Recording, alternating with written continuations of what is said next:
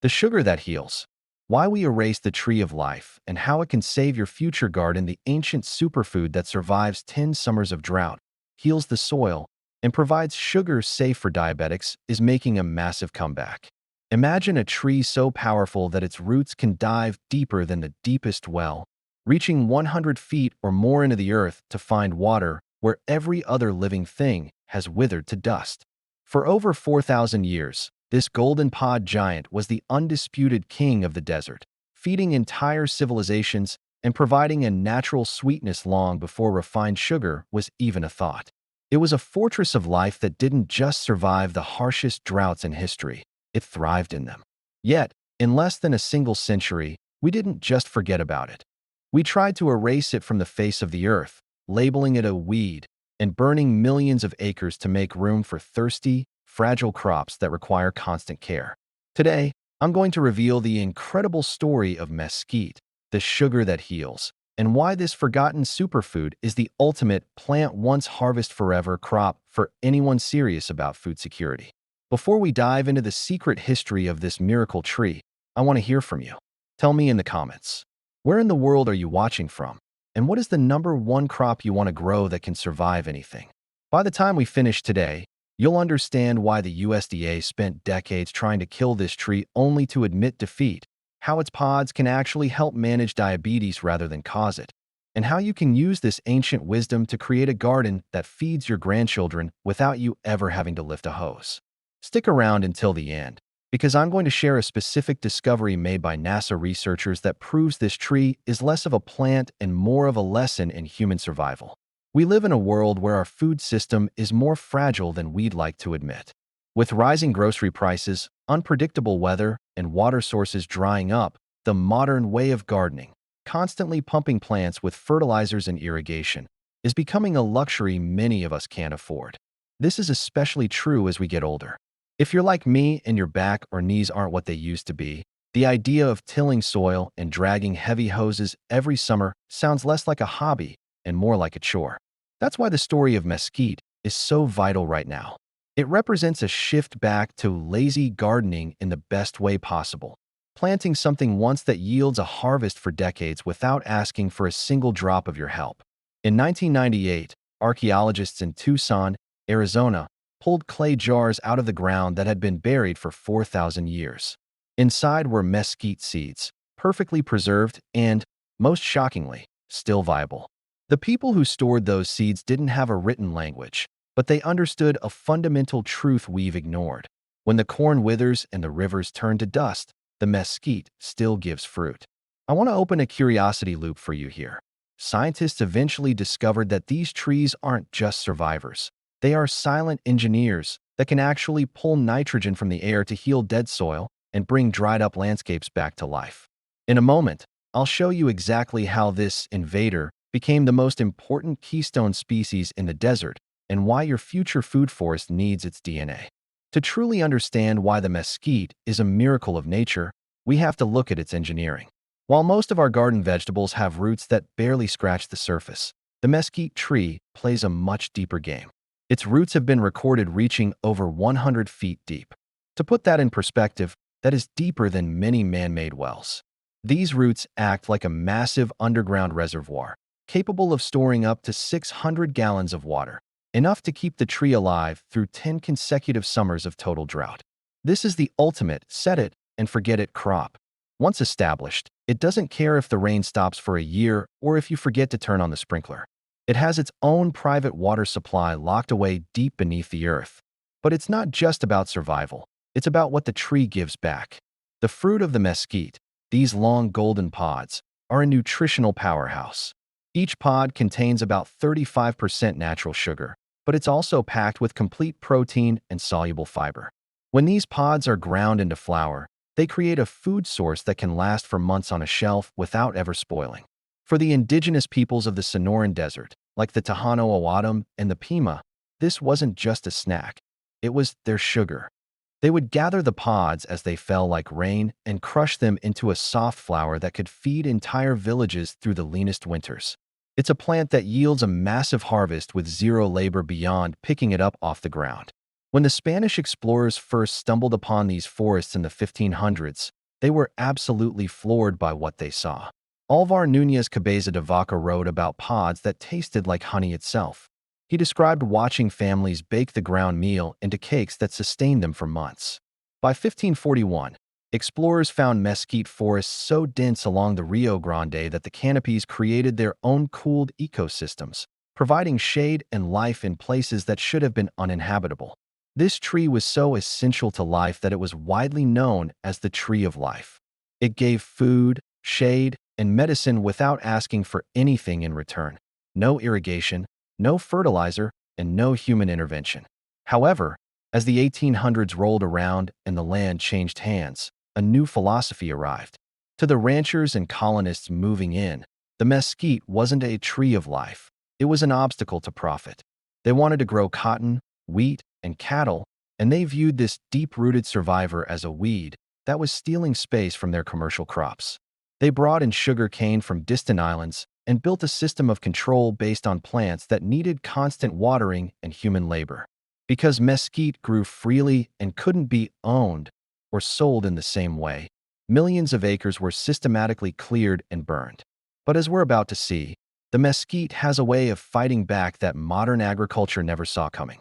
Stick with me, because in a moment we'll cover how this invader actually heals the very ground we destroyed.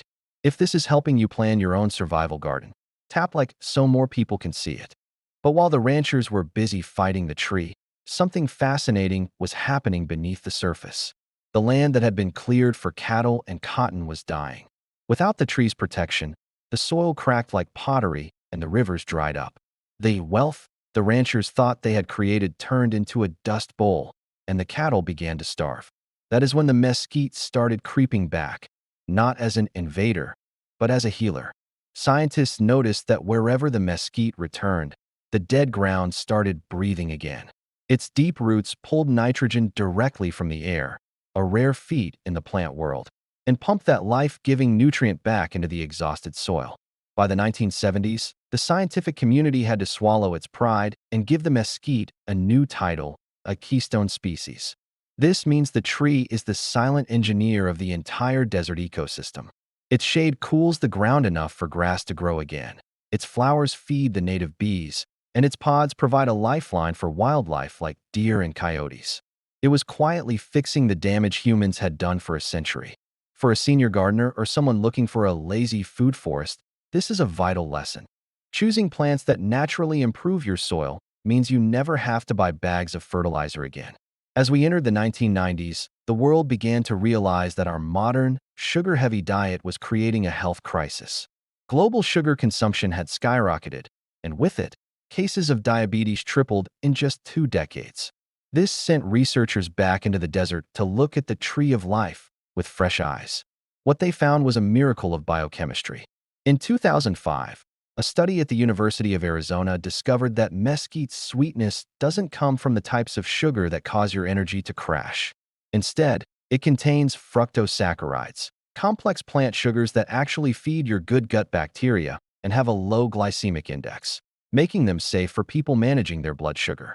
Stick with me, because in the next part, we're going to look at how a simple teaspoon of this sugar that heals is changing the culinary world, and how indigenous farmers are reclaiming these ancient seeds to protect our future. By 2005, the world finally began to catch up with ancient wisdom. Researchers at the University of Arizona confirmed that a teaspoon of mesquite flower could sweeten a cup of coffee without causing a single energy crash. Because the pods have a low glycemic index, they offer a sweetness that is actually safe for people managing diabetes. It's a flavor profile unlike anything else. Earthy, with notes of caramel and smoke. One scientist aptly described it as the sugar that heals instead of harms. As word got out, health stores across the country began stocking mesquite sweetener, rebranding it as the sugar of the future. This shifted the tree's image from a pest to a luxury item, with prices jumping to $20 a pound by 2010. High-end chefs in food hubs like Tucson and Santa Fe started experimenting with the flower, creating everything from mesquite-crusted breads to gourmet ice cream. The very fruit that colonial systems once tried to ban was now sitting on supermarket shelves right next to maple syrup and honey. But for the senior gardener or the survivalist, the real value isn't in the price tag. It's in the fact that this nutrient-dense food grows on a tree that requires zero irrigation or fertilizer. The most beautiful part of this comeback story isn't happening in labs or fancy restaurants. It's happening in the dirt. Around 2012, a quiet movement began among indigenous farmers and food historians who wanted to bring the mesquite back from the brink of being forgotten. Many families had kept old seeds hidden away in jars for generations, passing them down like family jewels. In 2013, a Tejano Awadam farmer named Maria Lopez began planting these seeds using her grandmother's traditional methods, burying them near dry washes where water once flowed. Within just 2 years, her trees were heavy with pods, bringing back the scent of childhood mornings when families would roast the pods for breakfast. This sparked a massive community effort. By 2018, seed banks in the Southwest began collecting over 30 different native species of mesquite, each uniquely adapted to its specific corner of the desert. We are finally remembering that true sweetness and food security don't come from a factory. They grow quietly in the heat. If you want a garden that thrives as the world gets hotter and drier, you need to look at what survives when everything else fails. As we look toward the future, the resilience of the mesquite tree is no longer just a local story. It's a global blueprint for survival. By 2020, global droughts were breaking records, and in places like California, wheat yields dropped by 40% as the land literally cracked under the heat. This is where the tree of life truly shines.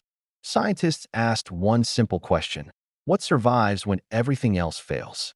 The answer led them straight back to the mesquite. Even NASA researchers began studying these trees, noting that their ability to tap into water 200 feet underground makes them less of a plant and more of a masterclass in endurance.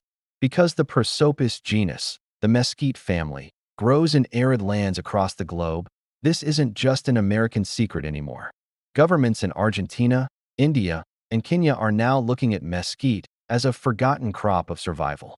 In 2021, Mexico launched a massive program to replant mesquite across 300,000 hectares of degraded land to heal the soil and provide food security.